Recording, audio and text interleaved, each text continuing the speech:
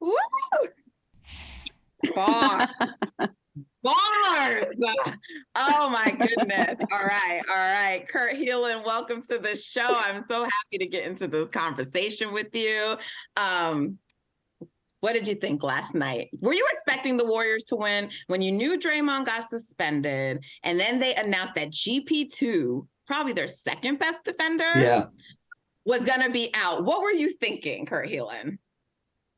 What I wanted to see, and I think part of what we saw in this was, welcome to the playoffs, Sacramento Kings. Like, welcome to going on the road with the angry crowd and the loud volume and, no cowbells cheering you on. And like, how are you going to handle that? And yeah, they didn't. Like, part of that was they looked overwhelmed by the moment a little bit, didn't they? Like, they just, as much as the Warriors stepped up their game and played like champions, the Kings were like, whoa. So that's what I'm looking for, because I think whoever wins game 4 takes the series. And we'll see if they bounce back. We'll see what the Kings are made of, because what I would, if I were you, Natalie, and be thankful I'm not, because really you're way better at it. Like, I'd be worried about, there's a good Kings 3-point shooting game coming. They're not shooting well from 3 in the series, not just yesterday, but like through the series. They're not this bad at it. Like, they're and it's not just like the Warriors are playing great 3-point defense. They're just missing some shots. And the day is coming when they knock them down.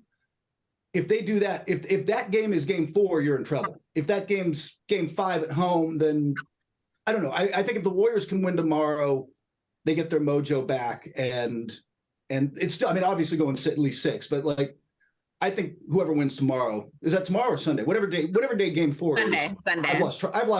I've so lost track of time. Whoever wins game 4 wins it all, wins the series. Yeah, Kurt, I gotta tell you, if it's a shootout, I still will take the Splash Brothers versus anyone if it comes down to it. But also something that Kurt emphasized last night for them that they finally started to do in the game was attack and go to the rim. If you remember back in game 1, they were in the bonus early and just kept shooting threes. I mean, the Warriors issues are their own. Like, they've imposed them because, I mean, the Kings don't have the rim protection, right? Like, so they could have just eaten at the rim and still could have found a way, but they, I don't know, they wanted to like really live and die by the 3. So Kelsey, what are your thoughts on this?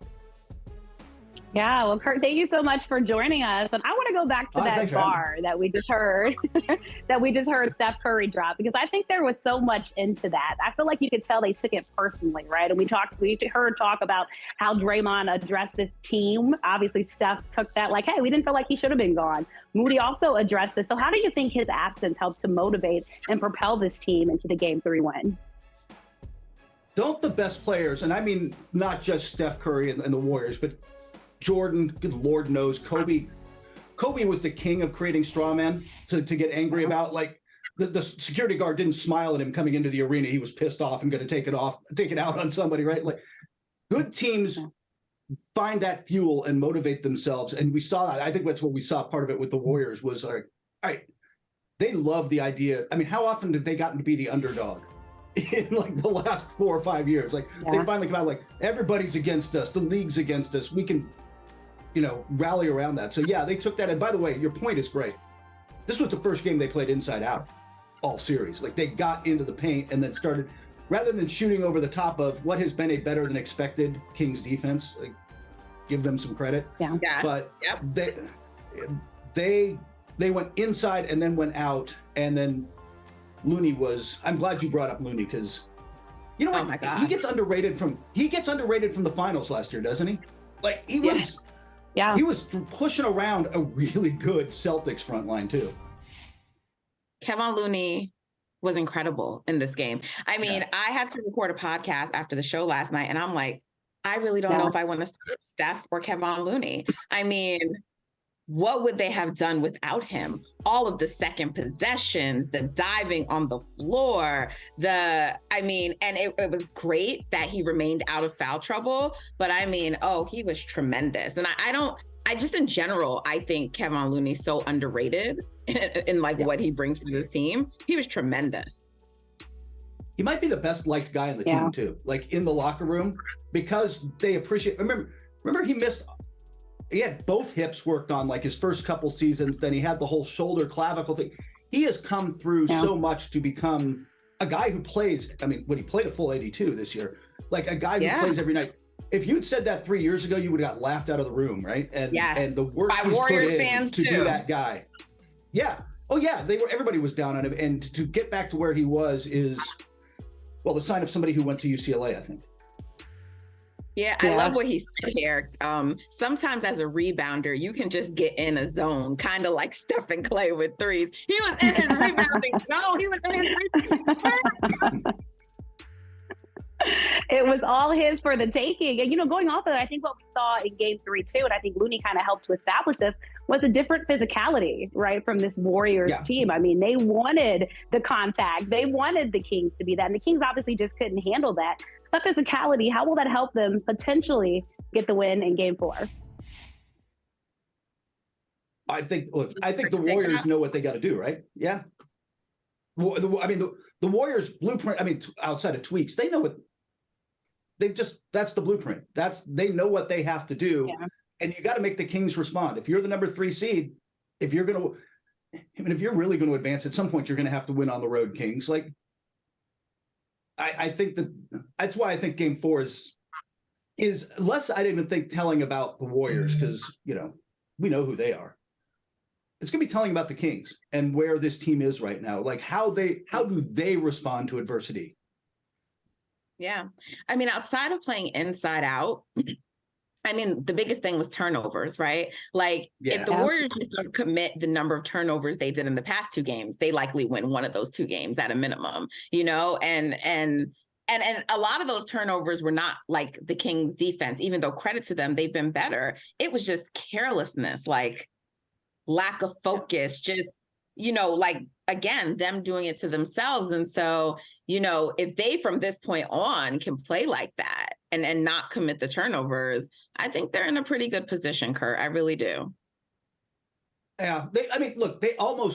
We're talking about those first 2 games, like they weren't blowouts. Thank you. It was Andrew Wiggins in game 2 kind of, but especially after Draymond was out, but game 1, Andrew Wiggins had a wide open 3 to put them ahead and just missed it. That falls, who knows? Like, and we're talking about this series very differently. So I think they're capable of winning on the road. I think they showed it. And I think I don't know. That felt like the Warriors last night, and I will see how Sacramento responds. I wish I had your voice of reasoning with me when I've been dealing with the Michaels all week, Kurt. You needed the backup. I could have come in and poked you. I could have come in and said, by the way, Natalie, 1 does not equal 4. Like, you got to do this 3 more times, man. Like, I could have, like, there's still good reason for the Kings to be hopeful. It's just, they got to show it next game to me. Like, I genuinely believe they got to come out and show some real fight next game. Yeah. If they get rolled, watch out. Yeah. I expect a more competitive game, but I also expect Draymond, he owes this team. So, he does. I expect a game from him. And Clay still hasn't put his stamp on this series yet either. Right. No. There's a lot of guys who I think could and need to step up in this series, frankly, from both teams. And we'll see. We haven't had a Herder game. There's guys who are capable on both teams of just lighting it up. So that's what's going to make Sunday. Thank gosh it's Sunday, because I got to spend all day Saturday at, almost called it Staples, Crypto for the doubleheader. So at least I can sit home and watch Sundays. I want to move just going off of that. Go ahead, Matt. No, you go. Since we're talking a lot about the young guys, something that got Twitter buzzing a bit, we heard, according to Chris Broussard, that some of the young guys aren't happy with their role, right? Currently this series and want to see more playing time. Do you make anything from that? Because obviously, it's anybody's game. It's the playoffs, right? Anybody can step up, have that moment. And we're seeing a tougher first round series. But what do you think about that? How can Steve Kerr keep everyone, happy with their roles with this Warriors team? You got to play well. Yeah, I guess you got to earn those minutes. You got to earn it. You do got to earn it. Yeah.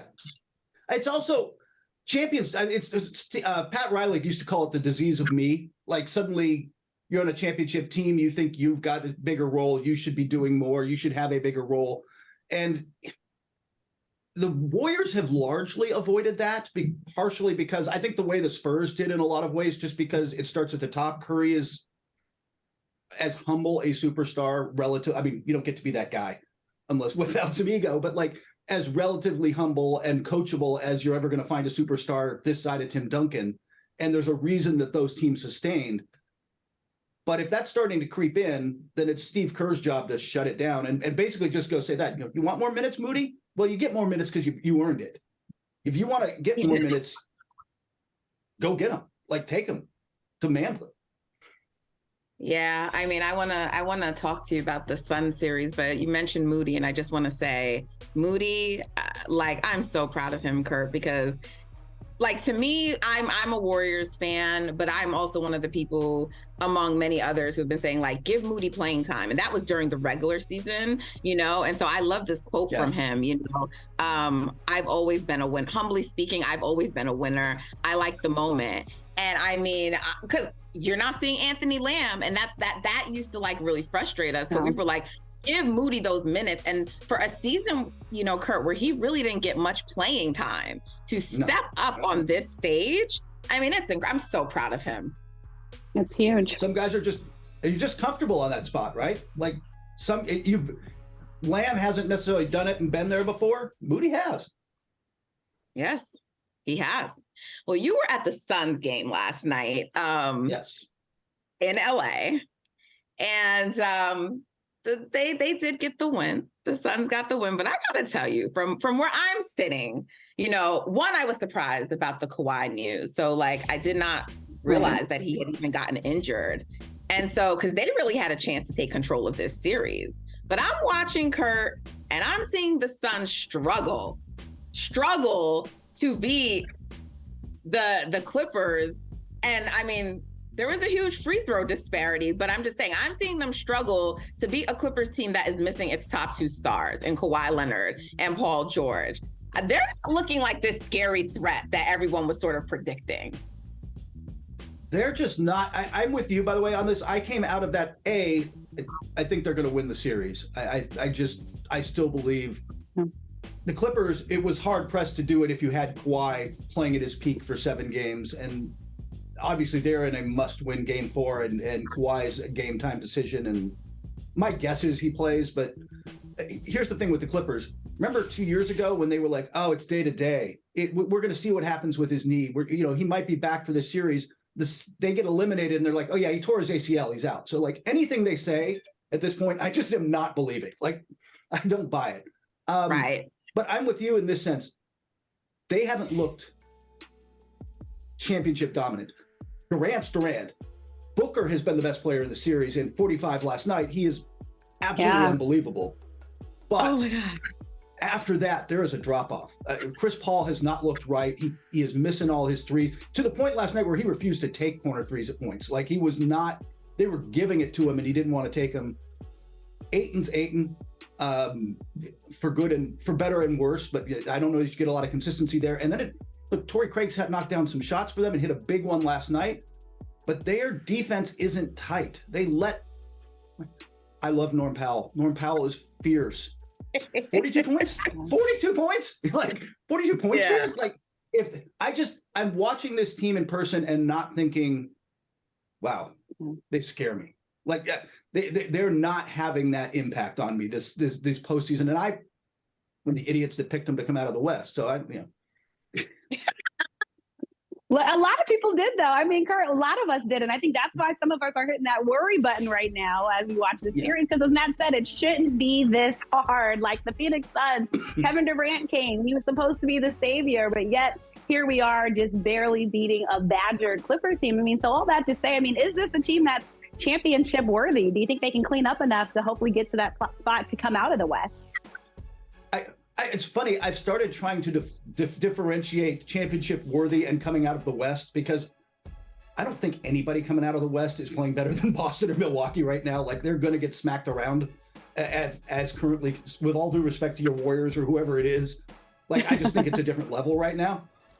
But are they good enough to come out of the West? I was on that bandwagon, and watching their defense and watching them in person, I'm just not there right now. I'm just not sold that this team is that good. Is it Denver? Is it Golden State? If they're playing like they did last, we're not sure. A week into the playoffs, and I'm like, yeah, I don't know. I really don't. Yeah. Kurt, thank you so much for joining us. As always, I love talking to you. You're going to be back on because we have to continue to talk more. I will talk to you anytime, anywhere, Natalie. We're all good. I love that. Thank you, Kurt. Have a great weekend, Kurt. You too.